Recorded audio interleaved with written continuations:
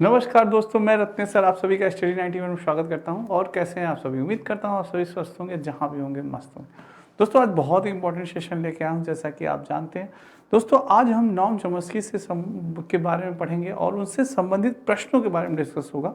जैसा कि प्रश्न जो सीटेट में पूछे गए हैं, यूपी टेट में पूछे हैं, किसी न किसी एग्जाम में जरूर पूछे गए हैं, तो बहुत ही इंपॉर्टेंट सेशन है, तो लाइक और शेयर जरूर कर दीजिएगा। आइए स्टार्ट करते हैं अपना शेयर। सभी बच्चों को राधे राधे, जय श्री कृष्ण, जय श्री राम। स्टार्ट करते हैं दोस्तों। ये दोस्तों स्टडी 91 में कुछ इन्फॉर्मेशन दी गई है, आप सभी इसका स्क्रीनशॉट ले सकते हैं। दोस्तों चलिए स्टार्ट करते हैं सेशन अपना। दोस्तों हमारा पहला क्वेश्चन है, भाषा अधिग्रहण के लिए खड़ा स्टैंड है। बिना सोचे समझे या सचेत प्रयत्न करने वाली भाषा सीखना, एक सोची समझी और सचेत प्रयास के साथ एक भाषा सीखना, किसी की मातृभाषा का सहारा लेकर भाषा सीखना, या कुछ विशिष्ट भाषा पद्धति के माध्यम से एक भाषा सीखना। तो आप सभी को मालूम है दोस्तों, भाषा विकास का सिद्धांत हमारे दिया था नॉर्म चॉम्स्की जी ने दिया था। किसने दिया था? नॉर्म चॉम्स्की जी ने दिया था। कहाँ के निवासी थे ये? अमेरिका के निवासी थे। कहाँ के दोस्तों थे? अमेरिका के थे नॉर्म चॉम्स्की जी ने। नॉर्म चॉम्स्की ने बताया कि एक बालक जो होता है, बालक के अंदर भाषा सीखने की क्षमता जन्मजात होती है। क्या होती है? जन्मजात होती है दोस्तों। भाषा सीखने की क्षमता जन्मजात होती है। तो इसमें क्या है? भाषा अधिग्रहण के लिए खड़ा स्टैंड है। दोस्तों जब हम भाषा कोई सीखते हैं तो बिना सोचे समझे या सचेत प्रयास करने वाली भाषा हम सीखते हैं। कोई भी दोस्तों क्या हम शुरू में हम क्या सोचते हैं, समझते हैं? नहीं, बोल देते। तो वही बात है कि बिना सोचे समझे या सचेत प्रयास करने वाली भाषा सीखना। तो ए इज द राइट आंसर दोस्तों। ठीक है, चलिए नेक्स्ट चलते हैं। प्रत्येक बच्चे में भाषा सीखने की क्षमता क्या होती है? जन्मजात होती है, जो अभी आपको बताया। इसका क्या अर्थ है? बच्चे के मस्तिष्क में भाषा अर्जन युक्ति उपस्थित रहती है। बच्चा रट्टा लगाता है, बच्चा नकल करके सीखता है, इनमें से कोई नहीं। बहुत ही अच्छा क्वेश्चन है, सी टेट में पूछा कोई क्वेश्चन है दोस्तों।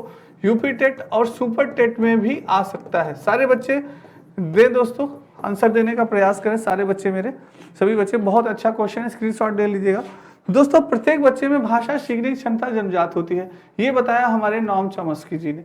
किसने बताया? नॉर्म चॉम्स्की जी ने बताया। तो नॉर्म चॉम्स्की जी ने ये कहा कि दोस्तों जो बालक होता है, बालक के अंदर एक डिवाइस होती है जो कि लगी होती है, जिसे LAD डिवाइस कहते हैं, language acquisitions device. Language acquisitions device लगी होती है, जिसे भाषा अधिग्रहण यंत्र भी कहा जाता है। क्या कहा जाता है हिंदी में? भाषा अधिग्रहण यंत्र। भाषा अधिग्रहण यंत्र भी कहा जाता है दोस्तों। तो दोस्तों ये जो डिवाइस होती है, जो LAD डिवाइस होती है, ये बालक के अंदर दोस्तों जन्म से लेकर 5 वर्षों तक बहुत ही तीव्र गति से कार्य करती है। बहुत ही तीव्र गति से कार्य करती है दोस्तों। और बालक में सीखने की क्षमता, भाषा सीखने की क्षमता बहुत ही तीव्र होती है। वो बहुत ही जल्दी अनुकरण करके, नकल करके दोस्तों भाषा को बहुत ही तीव्र गति से सीख लेता है। एक नवयुवक की अपेक्षा, हमारी अपेक्षा बालक भाषा बहुत ही तीव्र गति से सीखता है। उसका कारण होता है उसके दोस्तों माइंड में ये डिवाइस लगी होती है, LAD डिवाइस। ये गॉड गिफ्टेड डिवाइस होती है दोस्तों। तो बच्चे के मस्तिष्क में भाषा अर्जन युक्त उपस्थित रहता है, वही भाषा अधिग्रहण यंत्र या भाषा अर्जन युक्त भी से कह सकते हैं। तो ए इज द राइट आंसर दोस्तों। जिसने भी ये बताया है बिल्कुल सही बताया है। ये थी आपके नॉर्म चॉम्स्की ने बताया है, मैंने आपको बताया था दोस्तों, बिल्कुल सही। नेक्स्ट है, आधुनिक भाषा विज्ञान के जनक हैं। क्या क्वेश्चन है? बहुत अच्छा क्वेश्चन है कि आधुनिक भाषा विज्ञान के जनक किसे माना जाता है? वाइगोत्स्की के, नॉर्म चॉम्स्की, स्किनर, या इनमें से कोई नहीं। तभी बात हो रही है दोस्तों कि हमारे जो आधुनिक भाषा विज्ञान के जो जनक हैं, तो वो हमारे कौन थे? नॉर्म चॉम्स्की जी थे। कौन थे दोस्तों? नॉर्म चॉम्स्की जी थे। Norm Chomsky. जहां दोस्तों भाषा विकास के सिद्धांत या भाषा विकास की, भाषा की बात हुई, जहां लैंग्वेज की बात हुई, तो जान लीजिएगा इस महान आत्मा का नाम आना ही आना है। वो महान आत्मा है आपके नॉर्म चॉम्स्की जी थे दोस्तों। कौन थे? नॉर्म चॉम्स्की थे। लैंग्वेज की बात जहां पे हुई, नॉर्म चॉम्स्की का नाम आना है। ये अमेरिका के निवासी थे दोस्तों। कहाँ के निवासी थे? अमेरिका के निवासी थे। और इन्होंने भाषा पे अपना दोस्तों अपना रिसर्च किया, भाषा पे इन्होंने चीजों को बताया। तो B is the right answer. ठीक है, चलिए नेक्स्ट चलते हैं दोस्तों कि चॉम्स्की भाषा के कितने स्तर बताए हैं। बहुत अच्छा क्वेश्चन है, वेरी इंपॉर्टेंट है दोस्तों, वेरी इंपॉर्टेंट है कि भाषा के कितने स्तर बताए इन्होंने। 1 बताए, 2 बताए, 3 बताए या 4 बताए नॉर्म चॉम्स्की जी ने। बहुत अच्छा क्वेश्चन है, स्क्रीनशॉट ले लीजिएगा आप सभी। कई बार ये क्वेश्चन सी टेट में पूछा गया है, यूपी टेट में पूछा गया है और सुपर टेट में भी पूछा गया है कि नॉर्म चॉम्स्की ने भाषा के कितने स्तर बताए हैं। तो मैं आपको बताना चाहूँगा दोस्तों कि इन्होंने भाषा के 2 स्तर बताए। कितने स्तर बताए हैं दोस्तों? भाषा के इन्होंने 2 स्तर बताए। कितने स्तर बताए हैं? 2 स्तर बताए हैं। पहला था इनका दोस्तों सतही संरचना और गहरी संरचना। क्या है? पहला है सतही संरचना, सतही संरचना और मैंने भी आपको बताया सतही संरचना और गहरी संरचना। गहरी संरचना, सतही संरचना और गहरी संरचना 2 प्रकार के स्तर बताए इन्होंने। 2 स्तर बताए, सतही संरचना और गहरी संरचना। दोस्तों जो आपकी दोस्तों सतही संरचना होती है, इसमें बालक भाषा की जो दोस्तों भाषा की ध्वनि को समझता है। इसमें क्या होगा दोस्तों? भाषा की ध्वनि को वह सुनेगा, ध्वनि को वह सुनेगा, बोलेगा, पर वह समझने में असमर्थ होगा। समझने में क्या होगा दोस्तों? असमर्थ होगा। समझने में असमर्थ होगा। किसमें? सतही संरचना में दोस्तों। सतही संरचना में वो क्या होगा? समझने में वो असमर्थ होगा। पर गहरी संरचना जब डीप लेवल होता है दोस्तों, डीप लेवल में बालक ध्वनि और भाषा दोनों को दोस्तों समझने में क्या होता है दोस्तों? समझ सकता है, व्याख्या भी कर सकता है, एक्सप्लेन कर सकता है, इसमें ये सारी चीजें कर सकता है। पर सतही संरचना में वह केवल ध्वनि और भाषा को सुनेगा, पर उसका अर्थ नहीं बता पाएगा। अर्थ अगर आप पूछेंगे बेटा बताओ मम्मी का अर्थ क्या होता है, खाना का अर्थ क्या होता है, भोजन का अर्थ क्या होता है, पापा का अर्थ क्या होता है, वो नहीं बता पाएगा।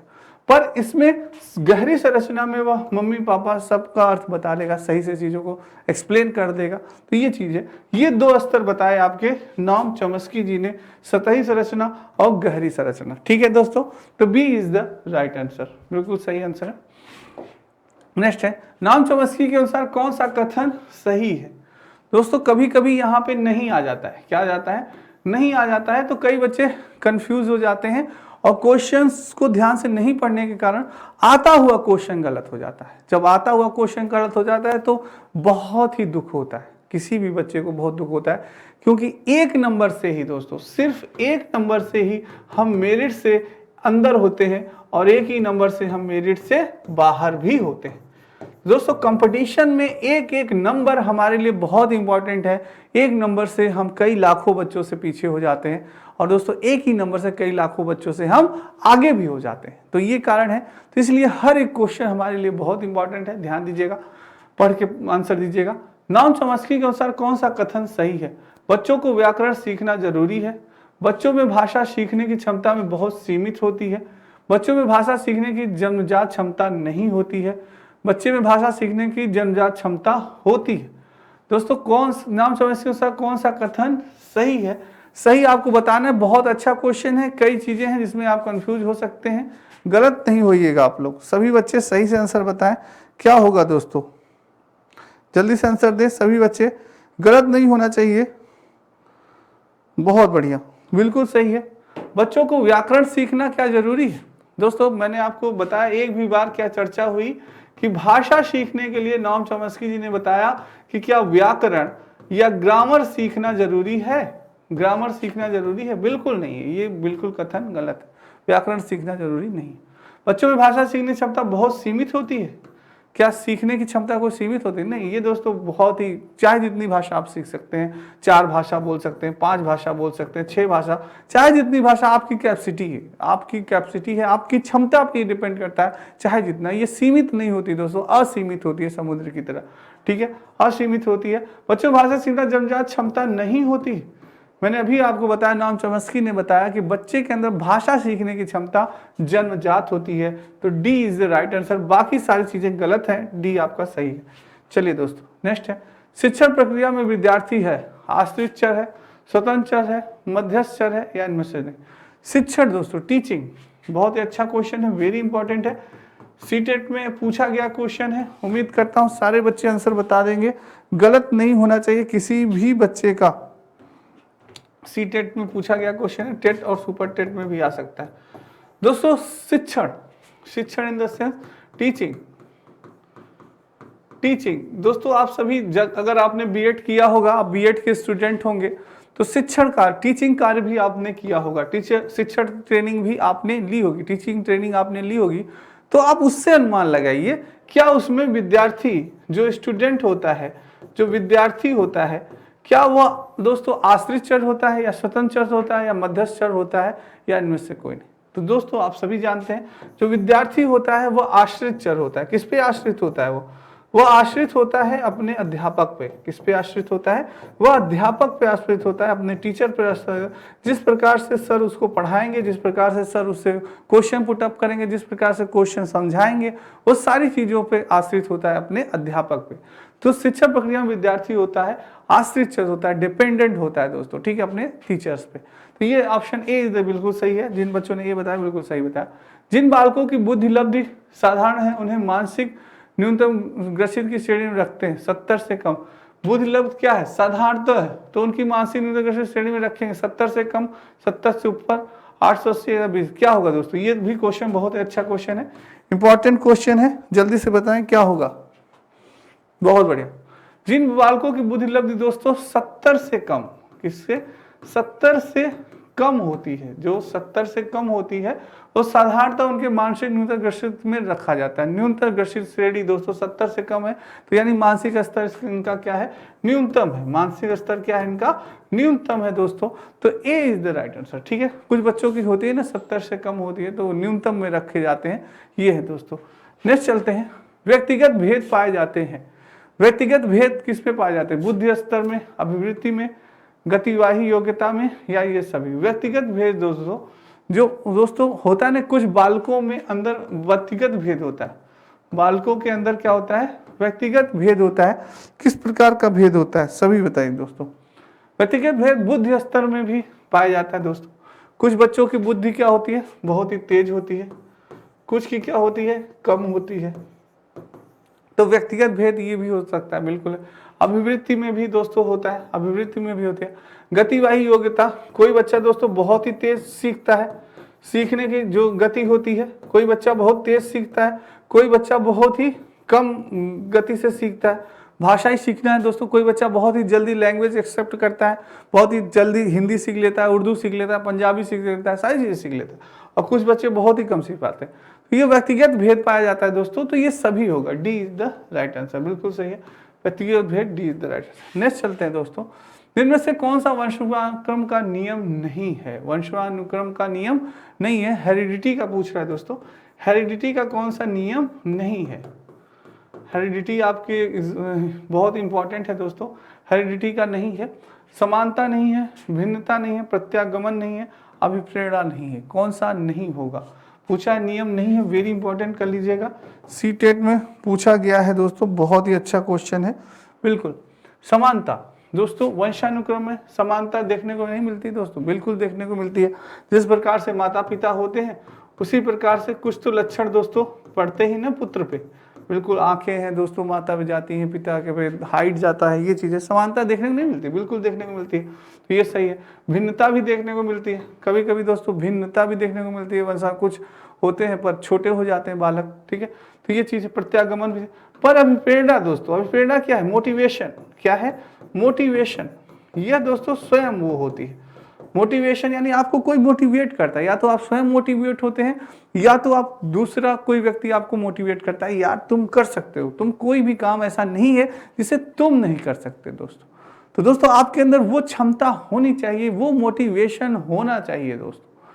तो वो किससे आएगी? वो स्वयं से आएगी, वो अपने अंदर से आने चाहिए कि हाँ मुझे पढ़ना है, मुझे सीटेट इस बार निकालना है, मुझे सीटेट इस बार क्रॉस करना है। दोस्तों आपने देखा होगा अभी रिजल्ट आया आपका यूपीएससी का अभी आपका रिजल्ट आया दोस्तों, आपने देखा होगा सूरज तिवारी। दोस्तों सूरज तिवारी न उनके पास दोस्तों न पैर है न हाथ है, सिर्फ एक हाथ है तो उसमें भी 3 उंगलियां हैं दोस्तों। वो जब बंदा बन सकता है आईएएस पीसीएस अफसर, तो क्या आप नहीं कर सकते? तो दोस्तों बस वही है कि मन में विश्वास होना चाहिए, मन में वो मोटिवेशन होना चाहिए दोस्तों। वही बात है ना, जो शख्स पानी से नहाता है वो केवल लिबास बदलता है, जो शख्स पानी से नहाता है केवल लिबास बदलता है, जो शख्स पसीने से नहाता है वही इतिहास बदलता है। तो वही चीज़ है दोस्तों, इतिहास बदलना है तो आपको पसीने से नहाना पड़ेगा। तो D is the right answer, अभी प्रेरणा होगा। चलिए नेक्स्ट है दोस्तों, सामान्य तथा विशिष्ट कारक सिद्धांत का प्रतिपादन किया था। सामान्य तथा विशिष्ट कारक आपको मालूम होगा, अल्फ्रेड बीने ने, स्पीयरमैन ने, गिलफोर्ड ने या थर्स्टन ने। समान दोस्तों जनरल कारक, सामान्य कारक और दोस्तों विशिष्ट कारक। विशिष्ट कारक बहुत ही अच्छा क्वेश्चन है। जल्दी से सभी बच्चे आंसर बताएं क्या होगा, किसने किया था दोस्तों? सामान्य कारक और जनरल कारक के प्रतिपादन कौन थे दोस्तों? तो बिल्कुल सही आपने आंसर बताया, स्पीयरमैन दोस्तों। B is the right answer. कौन थे वो? हमारे स्पीयरमैन थे। B is the right answer. चलिए नेक्स्ट चलते हैं। ये दोस्तों स्टडी 91 में आपकी कुछ पुस्तकें हैं, आप सभी देख सकते हैं। चलिए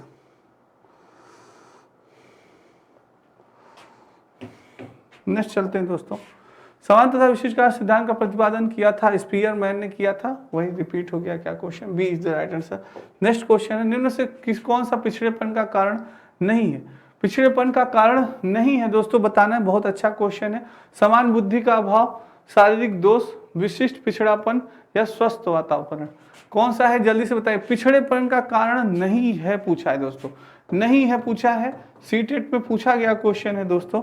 गलत नहीं होना चाहिए, मेरे किसी भी बच्चे का गलत नहीं होना चाहिए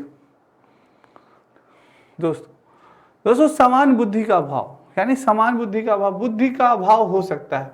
मान लीजिए किसी के बालक के अंदर बुद्धि का अभाव है तो वो पिछड़ सकता है, थोड़ा सा लोगों से वो हो सकता है।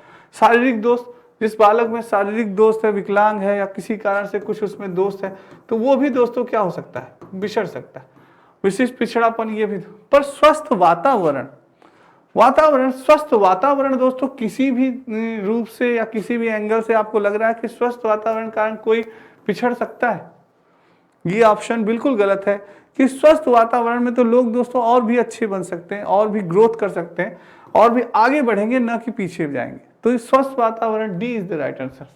ठीक है, चलिए नेक्स्ट चलते हैं। एनसीएफ 2005 बल देता है करके सीखने पे, रटने पर, समस्या हल करने पर, या ये सभी? दोस्तों जल्दी से आंसर दें।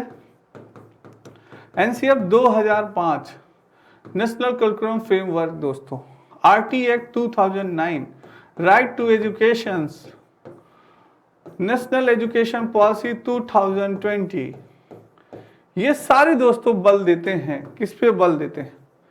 ये सारे बल देते हैं बालक के कर के सीखने पे। किसके? कर के सीखने पे। लर्निंग बाय डूइंग दोस्तों। क्या? लर्निंग बाय डूइंग, याद रखिएगा, learning by doing. Learning by doing यानी कर के सीखना दोस्तों। क्या होगा?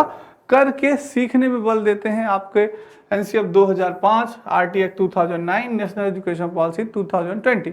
और ये सभी दोस्तों रटने पर, यानी रूट सिस्टम, इन रूट सिस्टम पे कहते हैं भाई, रूट सिस्टम रटना नहीं है, 2 दूनी 4, 2 चौक 8, ऐसे नहीं रट्टा मारना है। ठीक है, करके सीखना है, चीजों को समझना है, एक्सप्लेन करना है, ठीक है, प्रयोग करना है। तो ये भी नहीं होगा दोस्तों, करके सीखना होगा। B is the, A is the right answer. ठीक है, चलिए नेक्स्ट चलते हैं। आरटी एक्ट 2009 के साथ शिक्षक हेतु प्रति सप्ताह कार्य घंटे में है, 40 होगा, 42 होगा, 45, 48, क्या होगा? बहुत ही अच्छा क्वेश्चन है, वेरी इंपॉर्टेंट है दोस्तों कुछ ये क्वेश्चन भी है जो कि बहुत इंपॉर्टेंट है, आपसे एग्जाम में पूछे जाते हैं, तो इनको भी लाया गया है। और आपने ये सभी पढ़ा हुआ है, मैंने सारी चीजें आपको पढ़ाई है, आरटी एक्ट पढ़ा है, एनसीएफ 2005 पढ़ा है। ठीक है, सारी चीजें। कितना होगा शिक्षक हेतु प्रति सप्ताह कार्य? वेरी इंपॉर्टेंट है, सी टेट में पूछा गया है दोस्तों। जल्दी से बताएं जी। प्रति सप्ताह यानी कि एक सप्ताह में, आप सभी जानते हैं एक सप्ताह में कितने दिन होते हैं? 7 डेज।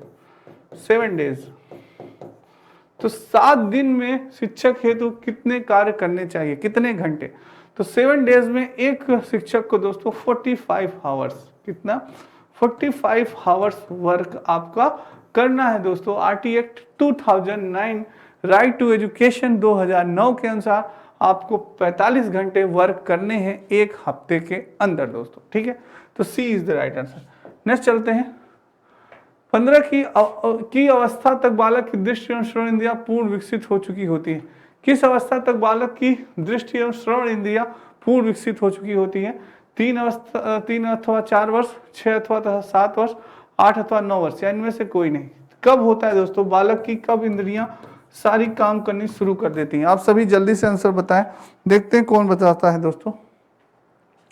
किस अवस्था में आप सभी बालक थे? हम सभी दोस्तों बचपन बालक थे पहले, फिर धीरे धीरे हम बड़े हुए हैं, आप सभी जानते हैं। तो बालक जब थे दोस्तों हम सभी, तो हमारी कब जो इंद्रियां थी, जैसे श्रवण यानी सुनने की क्षमता, किसकी? सुनने की क्षमता और दृष्टि यानी देखने की क्षमता। देखने की क्षमता और सुनने की क्षमता कब हमारी दोस्तों पूर्ण विकसित हो चुकी थी कि हम स्पष्ट देख सकते थे और स्पष्ट सुन भी सकते थे? तो वो कब थी दोस्तों? तो जब हम 3 से 4 वर्ष के होते हैं दोस्तों। 3 से जब हम 4 वर्ष के होते हैं तो हमारे सुनने और देखने की क्षमता दोस्तों पूर्णतः क्या हो जाती है? विकसित हो जाती है किसी भी बालक की। तो ए इज द राइट आंसर। बिल्कुल सही आंसर दिया जिस बच्चे ने दिया। चलिए नेक्स्ट चलते हैं। मानव विकास का प्रारंभ होता है गर्भावस्था से, पूर्व बाल्यावस्था से, उत्तर बाल्यावस्था से या शैशवावस्था से?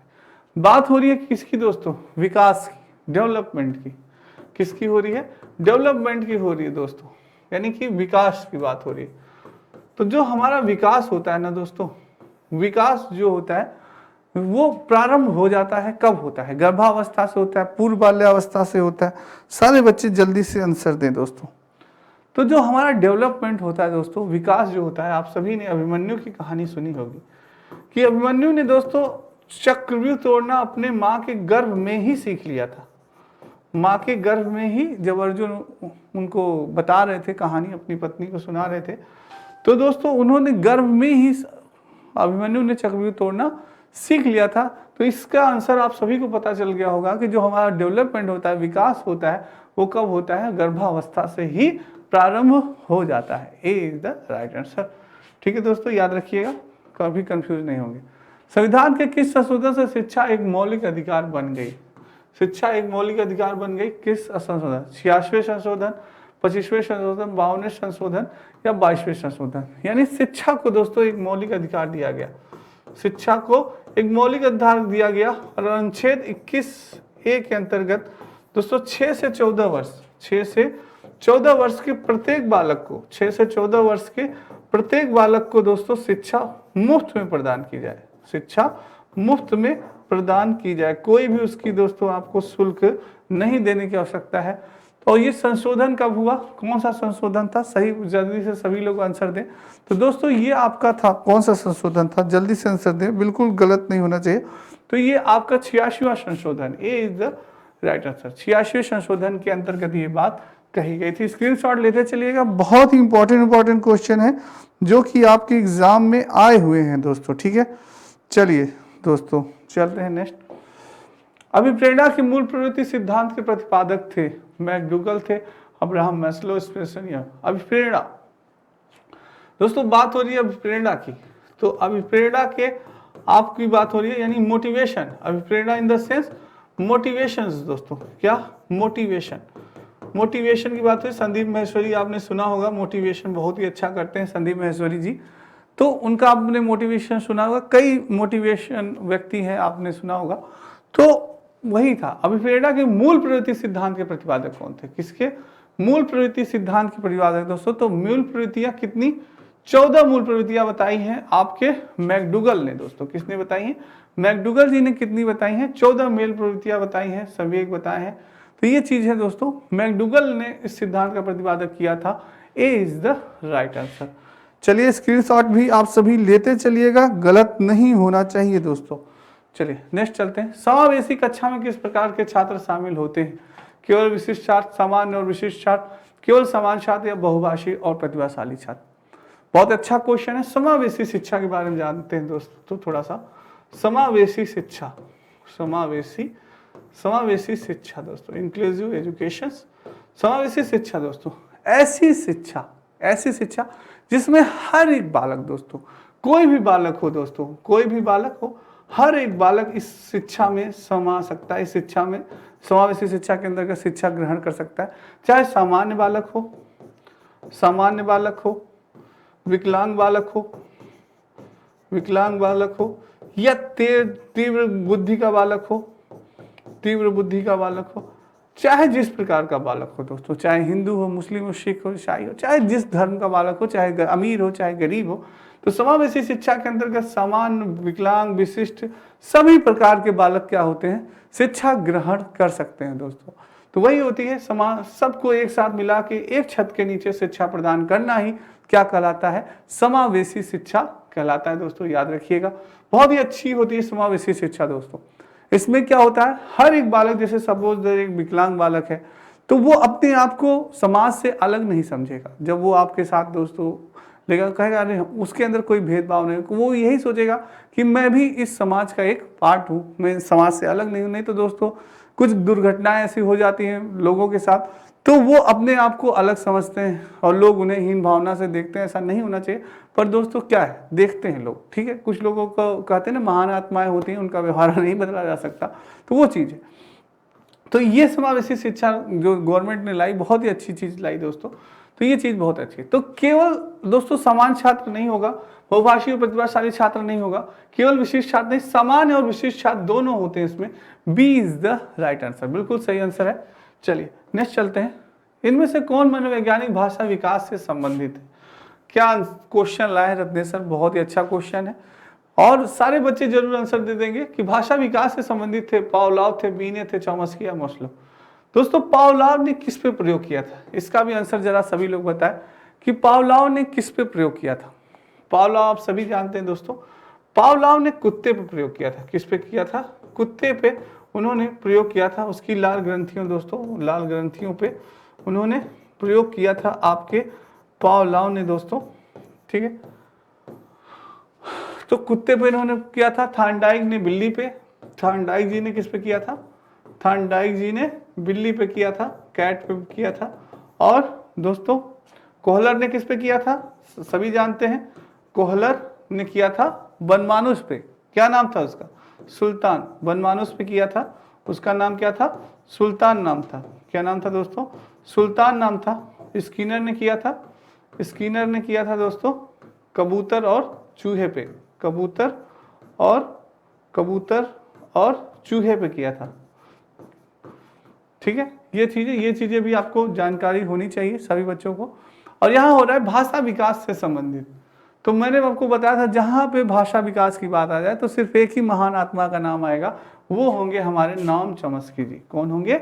नॉम चॉम्स्की जी होंगे, क्योंकि भाषा विकास का सिद्धांत इन्होंने ही दिया था, नॉम चॉम्स्की जी ने ही दिया था। इन्होंने बताया कि बालक के अंदर जो सीखने की भाषा की क्षमता होती है वह जन्मजात होती है, जन्मजात होती है। इन्होंने दोस्तों 2 स्तर बताए, सतही स्तर, गहरी संरचना और सतही संरचना, ठीक है। 2 स्तर इन्होंने बताए दोस्तों। और इन्होंने एलईडी डिवाइस बताए, लैंग्वेज एक्विजिशन डिवाइस, भाषा अधिग्रहण यंत्र बताया, जो कि 5 वर्ष के बाद क्या होता है, धीरे धीरे वो यंत्र कम कर देता है दोस्तों, उसकी क्षमता क्या हो जाती है, कम हो जाती है।